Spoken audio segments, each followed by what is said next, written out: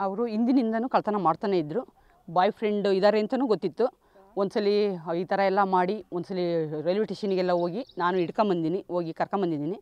ಆಮೇಲೆ ದುಡ್ಡೆಲ್ಲ ಕದ್ದಿದ್ಲು. ಆಮೇಲೆ ಈ ಥರ ಎಲ್ಲ ಮಾಡಬಾರ್ದು ಅಂತೆಲ್ಲ ಹೇಳಿದ್ವಿ. ಒಂದ್ಸಲಿ 50,000 ರೂಪಾಯಿ ಕದ್ದು ಪೊಲೀಸ್ ಸ್ಟೇಷನಿಗೆಲ್ಲ ಕರ್ಕೊಂಡೋಗಿ ಮುಚ್ಚಳಿಕೆ ಬರೆಸಿ ಅವ್ರ ಅಪ್ಪ ಅಮ್ಮನ ಹತ್ರನ ಹೋಗಿ ಪಂಚಾಯತಿಗೆ ಮಾಡ್ಕೊಂಡು ಈ ಥರ ಇನ್ಮೇಲೆ ಮಾಡಲ್ಲ, ನನ್ನ ತಪ್ಪಾಯಿತು, ಸಾರಿ ಕ್ಷಮಿಸ್ಬಿಡಿ ಅಂದ್ಲು. ಆವಾಗಿಂದ ಕ್ಷಮಿಸಿದ್ವಿ.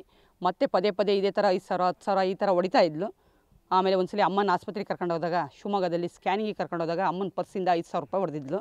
ಆವಾಗಲೂ ಬೈದು ಬುದ್ಧಿ ಹೇಳಿದ್ವಿ. ಪದೇ ಪದೇ ಇದು ನಡೀತಾನೆ ಇತ್ತು.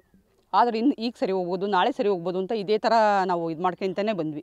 ಆಮೇಲೆ ನಾನು ದಾವಣಗೆರೆಯಲ್ಲಿದ್ದೆ. ಹೋದ ವಾರ ಅಂದರೆ 2ನೇ ತಾರೀಕು ಅಮ್ಮಂಗೆ ಸೀರಿಯಸ್ ಆಗಿದೆ ಅಂತೇಳಿ ಪಕ್ಕದ ಮನೆಯವ್ರು ಫೋನ್ ಮಾಡಿದರು. ಅವರಿಗೆ ಫೋನ್ ಮಾಡಿಬಿಡ್ರಿ ಅಂತ ಹೇಳಿದ್ಲಂತೆ. ಆವಾಗ ನಾನು ಉಪ್ಪಿಟ್ಟು ಮಾಡ್ತಾಯಿದ್ದೆ. ತಕ್ಷಣವೇ ಅಲ್ಲೇ ಬಿಟ್ಟು ನಮ್ಮ ಮನೆಯವರಿಗೆ ಹೇಳಿದೆ ನಾನು ಊರಿಗೆ ಹೋಗ್ಬೇಕು ಅಂತ. ತಕ್ಷಣ ನನಗೆ ಬಂದು ವಿಶ್ವಮಾನವ ಹಚ್ಚಿದ್ರು. ಹಚ್ಚಿ ನಾನು ಊರಿಗೆ ಬಂದಾಗ ಅವಳು ಕೀರ್ತಿ ಹಾಸ್ಪಿಟ್ಲು ಅಜ್ಜಂಪುರಕ್ಕೆ ಕರ್ಕೊಂಡೋಗಿದ್ಲು. ಬಂದುಬಿಟ್ಟು ಫೋನ್ ಮಾಡಿದೆ ಬಂದಿದ್ದೀನಿ ಅಂತ. ಬೀಗ ಇಟ್ಟು ಕೊಟ್ಟೋ ಇದ್ರು ಇಲ್ಲಿ ಪಕ್ಕದ ಮನೆಗೆ, ಇಸ್ಕೊಂಡು ತೆಗೆದೆ. ಆಮೇಲೆ ಅವರು ಬಂದರು. ಆಮೇಲೆ ಉಪ್ಪಿಟ್ಟು ಮಾಡಿದ್ದೆ, ತಿಂದರು. ಆಮೇಲೆ ಅಮ್ಮ ಅಪ್ಪಾಜಿ ತುಂಬ ನಿದ್ದೆ ಮಂಪ್ರಲ್ಲಿದ್ದರು. ಯಾಕೆ ಈ ಥರ ಆಗ್ತಿದ್ದು ನನಗೆ ಅನುಮಾನ ಬಂದು, ನಿದ್ದೆ ಯಾಕೆ ಮಾಡ್ತಾಯಿದ್ದಾರೆ ಈ ಥರ ಅಂತ ಎಲ್ಲ ಕೇಳಿದಾಗ, ಅಯ್ಯೋ ಹಾಸ್ಪಿಟ್ಲಲ್ಲಿ ಇಂಜೆಕ್ಷನ್ ಕೊಟ್ಟಿದ್ದಾರೆ, ನೋವು, ಅದಕ್ಕೆ ನಿದ್ದೆ ಮಾಡ್ತಿರ್ಬೋದು ಅಂದರು. ನಾನು ಹಾಗೆ ತಿಳ್ಕೊಂಡು ಸುಮ್ಮನಾದೆ. ಅವಳು ತುಂಬ ನಯಸ್ಸ ಮಾತಾಡ್ತಿದ್ಲು, ನನಗೆ ಅರ್ಥನೇ ಆಗಲಿಲ್ಲ ಇದು. ಆಮೇಲೆ ಸಾಯಂಕಾಲ ಆದರೂ ಅವ್ರು ನಿದ್ದೆ ಮಂಪ್ರನಾಗೇ ಇರೋರು. ಅಪ್ಪಾಜಿ ಬಿದ್ದು ತಲೆಯೆಲ್ಲ ತೂತು ಬಿದ್ದು ಹಂಗೆಲ್ಲ ಆಗಿತ್ತು. ಆಮೇಲೆ ಮರುದಿವಸದಿಂದ ಅಮ್ಮ ಸ್ವಲ್ಪ ಚೇತರಿಸ್ಕೊಂಡು ಎದ್ದು ಓಡಾಡಕ್ಕೆ ಕತ್ಕೊಂಡ್ರು. ಆಮೇಲೆ ಅಪ್ಪಾಜಿಗೂ ಜ್ಞಾನ ಆಯಿತು ಮರುದಿವಸ. ಆವತ್ತಿನಿಂದ 3 ದಿವಸ, ಭಾನುವಾರ ಬಂದಳು, ಬುಧವಾರ ಬೆಳಗ್ಗೆ ಹೋದೆ ಅಲ್ಲಿ. ಆಮೇಲೆ ಆರಾಮಾದರು. ಏನೋ ಆಗಿರ್ಬೋದು, ನನಗೆ ಈ ಥರ ಅನುಮಾನ ಬರಲಿಲ್ಲ. ನಾನು ಹೋದೆ ದಾವಣಗೆರೆಗೆ ಹೋದ್ಮೇಲೆ 10ನೇ ತಾರೀಕು ರಾತ್ರಿ ಮತ್ತೆ ಮಾತ್ರೆ ಹಾಕಿದ್ದಾಳೆ. ಮಾತ್ರೆ ಹಾಕಿ ಈ ಥರ ಅನ್ಕಾನ್ಸಿಯಸ್ ಆಗಿದೆ, ಈ ಥರ ಎಲ್ಲ ಮಾಡಿ ಬೆಳಿಗ್ಗೆ 9:30 ನಾನು ಮಾಮೂಲಿ ನಮ್ಮ ಅಮ್ಮಂಗೆ 9:30ಗೆ ಫೋನ್ ಮಾಡ್ತೀನಿ. 9:30ಗೆ ಫೋನ್ ಮಾಡಿದಾಗ ಅವಳು ನನಗೆ ಅದುವರೆಗೂ ವಿಷಯ ಮುಟ್ಟಿಸಿರಲ್ಲ. ನಾನು ಅಜ್ಜಂಪುರದ ಹಾಸ್ಪಿಟ್ಲಲ್ಲಿದ್ದೀನಿ, ಅಮ್ಮನ ಆಸ್ಪತ್ರೆಗೆ ಕರ್ಕೊಂಬಂದಿದ್ದೀನಿ, ಸೀರಿಯಸ್ ಆಗಿದೆ ಅಂದ್ಲು. ಯಾಕೆ ಏನಾಗಿದೆ ಅಂತ ಕೇಳಿದಾಗ ಗೊತ್ತಿಲ್ಲ ಅಂದ್ಲು.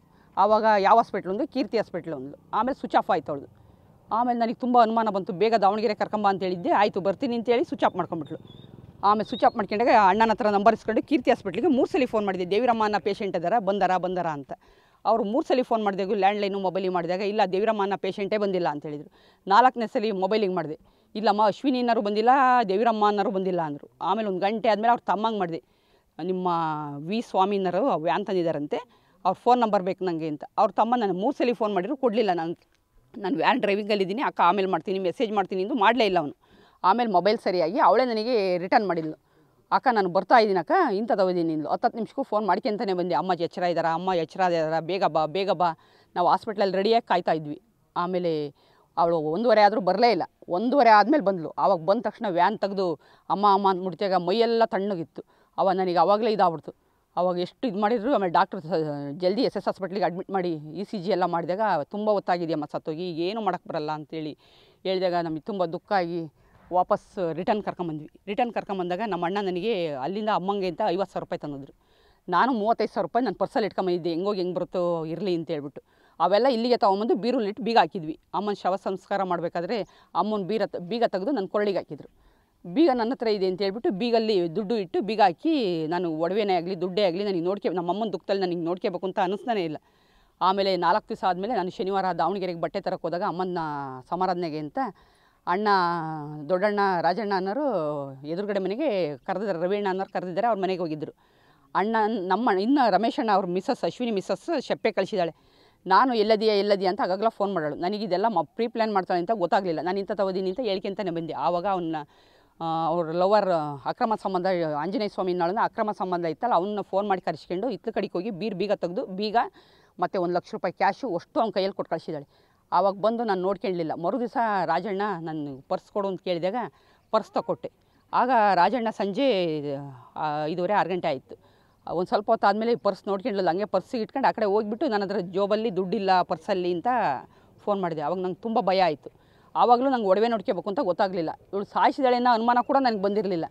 ಆಮೇಲೆ ರಾತ್ರಿ ಎಲ್ಲ ನಂಗೆ ನಿದ್ದೆ ಬರಲಿಲ್ಲ. ಯೋಚನೆ ಮಾಡಿದೆ, ನಮ್ಮ ಅಣ್ಣನ ದುಡ್ಡು ಏನಾಗಿರ್ಬೋದು, ಬೀಗ ನನ್ನ ಹತ್ರನೇ ಇದೆಯಲ್ಲ ಅಂತೇಳಿ 5 ಗಂಟೆಗೆ ಎದ್ಬಿಟ್ಟು ಅವಳನ್ನು ಎಬ್ಬಿಸಿ ಇವಳೇ ಮಾಡಿರೋಳು ನನಗೆ ಅನುಮಾನ ಬಂತು. ಹಿಂದೆ ಎಲ್ಲ ಕಳ್ತನ ಮಾಡ್ತಿದ್ಲಲ್ಲ, ಕರ್ಕೊಂಡೋಗಿ ಕೋಣೆಯಲ್ಲಿ ರಾಜಣ್ಣ, ಮಂಜಕ್ಕ, ನಾನು ಎಲ್ಲ ಕೇಳಿದ್ವಿ, ತೊಗೊಂಡಿದ್ರೆ ಕೊಟ್ಬಿಡು, ನಾವು ಯಾರಿಗೂ ಹೇಳಲ್ಲ, ಎಲ್ಲಿತ್ತ ಅಲ್ಲೇ ಇಟ್ಬಿಟ್ಟು ಹಂಗೆ ಮುಚ್ಚಾಕ್ತೀವಿ ಅಂತ. ಆವಾಗ ಅವಳು ಇದು ಮಾಡಿದಾಗ ಒಡವೆ ತೊಗೊಂಡಿರೋದು ನಿಜ ಅಂತ ಒಪ್ಕೊಂಡ್ಳು. ಆಮೇಲೆ ಅಮ್ಮನ ಸಾಯಿಸಿರೋದು ಒಪ್ಕೊಂಡ್ಲಿಲ್ಲ. ಆವಾಗ ನನಗೆ ತುಂಬ ಡೌಟ್ ಬಂದ್ಬಿಡ್ತು. ನಮ್ಮ ಅಮ್ಮನ ಇವಳೇ ಸಾಯಿಸಿದಾಳೆ ಅಂತೇಳ್ಬಿಟ್ಟು ಮತ್ತೆ ಇದು ಮಾಡಿ ಬೀರು ಎಲ್ಲ ತೆಗೆದ್ವಿ. ಬೀರು ಎಲ್ಲ ತೆಗೆದು ಒಡವೆ ನೋಡ್ಕೊತೀನಿ, ಒಡವೆನೂ ಇಲ್ಲ. ನನ್ನ ಪರ್ಸಲ್ಲಿ ದುಡ್ಡು ನೋಡ್ತೀನಿ, ದುಡ್ಡು ಇಲ್ಲ. ಅಣ್ಣನ ದುಡ್ಡು ಕೊಟ್ಟಿದ್ದು ನೋಡ್ತೀನಿ, ಯಾವ್ಯಾವ ದುಡ್ಡಿಲ್ಲ. ಆವಾಗ ಅಮ್ಮನ ದುಡ್ಡಿತ್ತು, ಅಮ್ಮನ ದುಡ್ಡನ್ನು ಇರಲಿಲ್ಲ. ಎಲ್ಲ ಅನುಮಾನ ಬಂದುಬಿಟ್ಟು ನಾನು ಪೊಲೀಸ್ ಕಂಪ್ಲೇಂಟ್ ಕೊಡ್ತೀನಿ ಅಂತ ಹೇಳಿದೆ. ನಾನು ಮುಟ್ಟಿಲ್ಲ, ಕಂಪ್ಲೇಂಟ್ ಕೊಡು ಅಂದ್ಲು. ಕಂಪ್ಲೇಂಟ್ ಕೊಟ್ಟೆ, ಹೋಗಿ ಅಜ್ಜಂಪುರ ಪೊಲೀಸ್ ಸ್ಟೇಷನಿಗೆ ಹೋಗಿ ಕಂಪ್ಲೇಂಟ್ ಕೊಟ್ಟೆ. ಕಂಪ್ಲೇಂಟ್ ಕೊಟ್ಟಾಗ ಎನ್ಕ್ವೈರಿ ಮಾಡಿದಾಗ ಇವೆಲ್ಲ ಬಯಲಿ ಬಂದು. ಅಮ್ಮನ ಸಾಯಿಸಿದ್ದು, ರಾತ್ರಿ ಮುದ್ದೆಗೆ 10 ನಿದ್ದೆ ಮಾತ್ರೆ ಹಾಕಿ ಸಾಯಿಸಿದ್ದು, ಡೈಲಿ ಮಾತ್ರೆ ಹಾಕ್ತಾ ಇರೋದು ಎಲ್ಲ ಬಯಲಿ ಬಂತು.